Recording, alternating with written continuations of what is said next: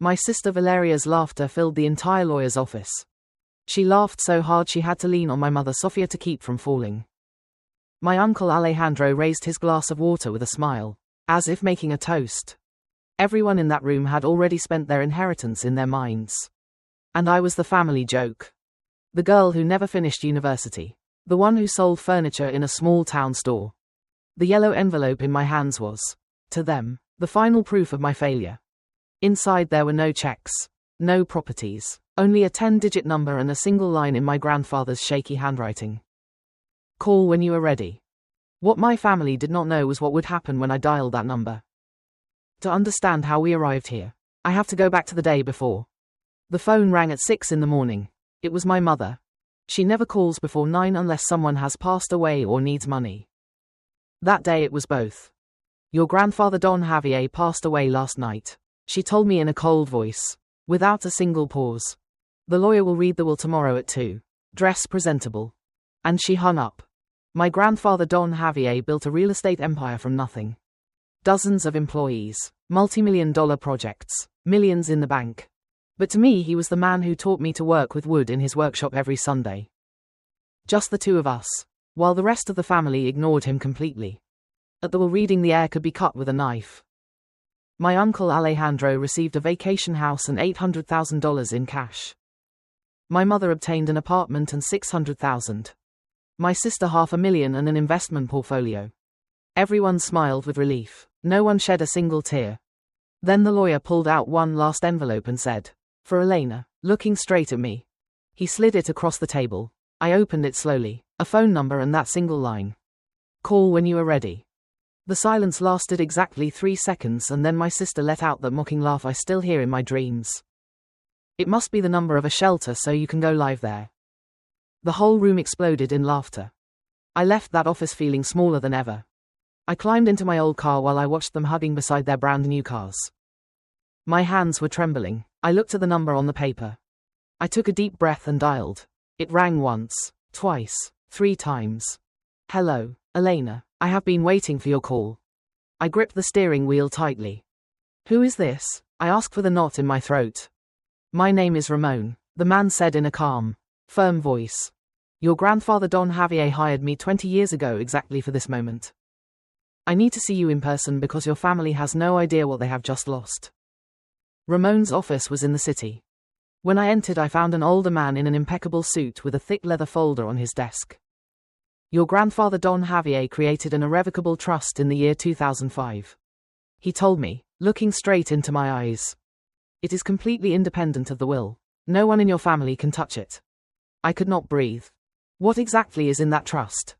Ramon opened the leather folder. 100% of the shares of his real estate company. All the projects, the contracts, the investment accounts. He paused. An approximate value of $38 million. The number hung in the air. 38 million. While my family fought over the crumbs, my grandfather had left me the keys to the entire empire. Why me? I managed to ask. I do not have a degree in business. I only manage a furniture store. Ramon removed his glasses. Your grandfather Don Javier told me exactly this. I will leave what I built to the only person who came to take care of me when I fell without asking for anything in return. The knot in my throat grew enormous.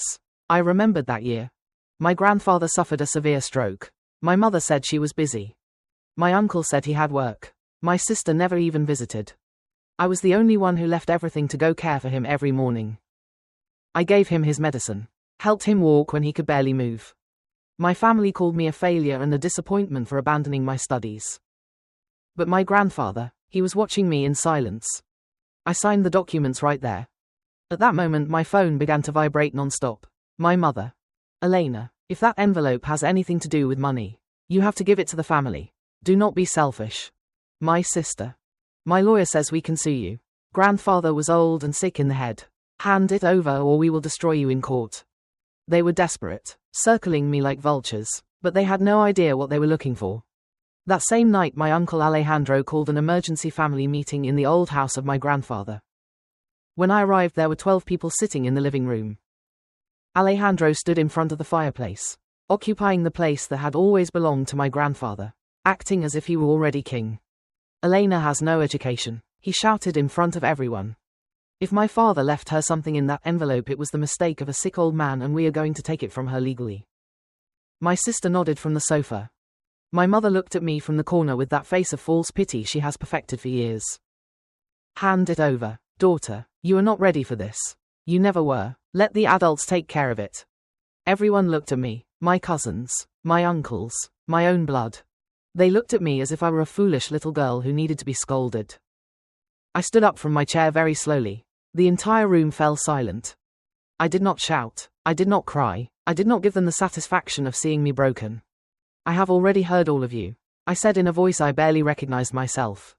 On Saturday at 2 in the afternoon I will come with my lawyer to this same room, and then everyone will have their answer. I grabbed my coat and left without looking back. They believed they had won. They believed I was going to surrender in tears. They had no idea of the storm that awaited them that Saturday. At exactly 2 I opened the door, but I did not enter alone. Behind me walked Ramon with his dark leather briefcase. My uncle's smile vanished in an instant. My sister turned pale at once. Please, take a seat, Ramon said in a voice that froze the blood. This will be quick. 100% of Don Javier's real estate company, valued at $38 million, belongs to an untouchable trust. The sole absolute owner is Elena. 12 people in a room and not a single breath could be heard. My uncle jumped to his feet, throwing his chair backward with force. This is a damn fraud. My father was sick. We are going to sue you. Ramon did not even blink. He pulled out 3 medical folders from his briefcase and slid them onto the table. Your father passed 3 independent psychiatric evaluations in the last 10 years. He was in perfect faculties. My sister tried to intervene, trembling with rage. You cannot give $38 million to a woman who sells chairs. It is already done. Ramon cut her off coldly. And there is something else you need to know. Grandfather Don Javier left a special clause. If any of you try to sue Elena, you will automatically lose all the money and properties you received in the will. Checkmate. I watched as Alejandro's enormous ego shattered before my eyes. He collapsed into his chair as if the air had been taken from him. My sister grabbed her bag and ran out, red with fury. My mother approached me with eyes full of tears. Daughter, you will not do this to your family, will you? Your grandfather wanted us to stay together. I looked at her steadily. You were the first to say I was your greatest disappointment, I answered in a cold voice. Do not talk to me about family now. One by one they left, heads down, pride destroyed, in silence. For the first time in my life I was no one's shadow. But the victory lasted very little. Monday morning I arrived at the offices to take my position as general director. The finance manager was waiting for me at the glass door.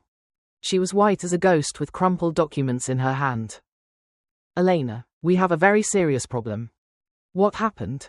Your uncle Alejandro, before the will reading, used his credentials to empty a main account into a phantom project. If we do not recover that money by Friday, the entire company will go bankrupt. And you will go to prison for tax fraud. Prison. That word echoed in my head like a deafening sound. That afternoon my phone rang. It was him. I warned you, Elena, you are a little girl playing at being boss.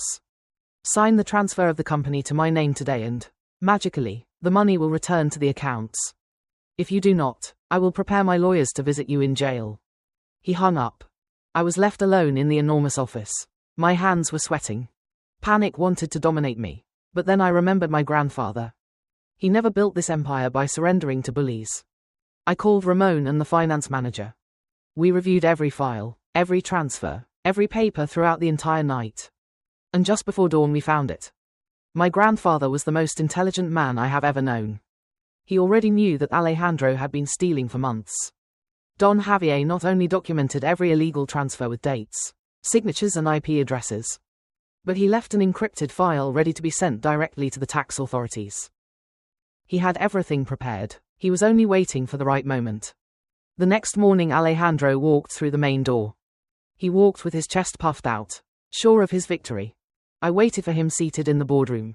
I was not alone. Beside me were Ramon and the finance manager. Alejandro's smile erased in a fraction of a second. What is this? He stammered, backing toward the door. I stood up slowly and slid the thick folder across the table. My grandfather knew exactly what kind of scum you were, Alejandro. He documented every cent you stole. The Phantom Project is in your name. The signatures are yours. The agents approached. Not only did you lose your inheritance for trying to sue me, I continued, looking down at him. Now you are also going to lose your freedom. Alejandro tried to shout, tried to threaten me, but the agents placed the handcuffs on him and took him out of the office he had wanted so badly. The accounts were recovered in less than 48 hours. Weeks later, my mother and my sister came looking for me. They said the family must support each other. I made the rules very clear. The door is open if they want to earn my respect with hard work. But my wallet is closed forever. A year has passed since then. Today I walk through my grandfather's old wood workshop. I smell the cedar and the oil he loved so much. I place my hand on his old work table and smile. He did not only leave me $38 million. He left me his trust. He taught me that your true value is not decided at a table where everyone mocks you. Your value is built in silence, working when no one sees you, never giving up. Thank you, grandfather. Hey, if you have ever sat in a meeting of people who made you feel you were worth nothing, I want to read you in the comments. I ask you a question. If your grandfather left you an old envelope with only a phone number, would you call it or throw it in the trash? Right, I would call it, or I would throw it below. And if you want more real stories like this, subscribe. See you in the next one. Thank you for listening to today's story. Don't forget to like, share, and subscribe to support the channel. See you in the next story.